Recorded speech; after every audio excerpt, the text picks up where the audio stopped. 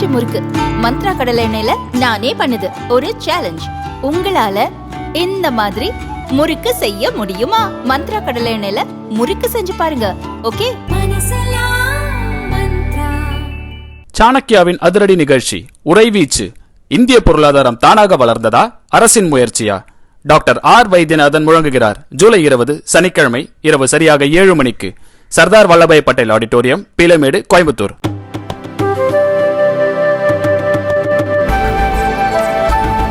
கேரளாவின் அரசு மருத்துவமனை லிப்டில் நோயாளி ஒருவர் 2 நாட்களாக சிக்கியிருந்த சம்பவம் தொடர்பாக 3 ஊழியர்கள் பணியிடை நீக்கம் செய்யப்பட்டுள்ளனர்.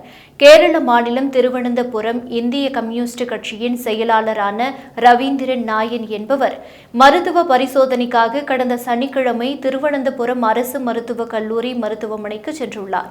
லிப்டில் ஏறிய சில நொடிகளில் லிப்ட் பழுதடைந்து அப்படியே நிற்க ரவீந்திரனின் தொலைபேசியும் வேலை செய்ய லிப்டின் அலாரம் பட்டனை அழுத்தியும் உதவிக்கு யாரும் வரவில்லை. இந்நிலையில் 2 நாளாகியும் ரவீந்திரன் வீடு திரும்பாததால் அவரை காணவில்லை என அவரது குடும்பத்தினர் காவல் நிலையத்தில் புகார் அளித்தனர். இதனையடுத்து அவரை தேடும் பணியில் ஈடுபட்ட போலீசார் மருத்துவமனையின் லிப்டில் அவர் சிக்கியிருக்கலாம் என சந்தேகித்து லிப்ட் ஆபரேட்டர் உதவியுடன் லிப்டை திறந்து பார்த்தபோது ரவீந்திரன் மயங்கிய நிலையில் கிடந்துள்ளார். அவரை மீட்டு முதலுதவி சிகிச்சை அளிக்கப்பட்டது. இந்த சம்பவம் தொடர்பாக பணியில் அலட்சியமாக செயல்பட்டதாக கூறி மருத்துவமனையின் 2 லிப்ட் ஆபரேட்டர்கள் உட்பட 3 பேரை பணியிடை நீக்கம் செய்து அம்மாநில சுகாதாரத்துறை உத்தரவிட்டுள்ளது. மேலும் இதுகுறித்து விசாரணை நடத்த மருத்துவ கல்வி இயக்குநரகத்துக்கு கேரள சுகாதாரத்துறை அமைச்சர் வீணா ஜார்ஜ் உத்தரவிட்டுள்ளார்.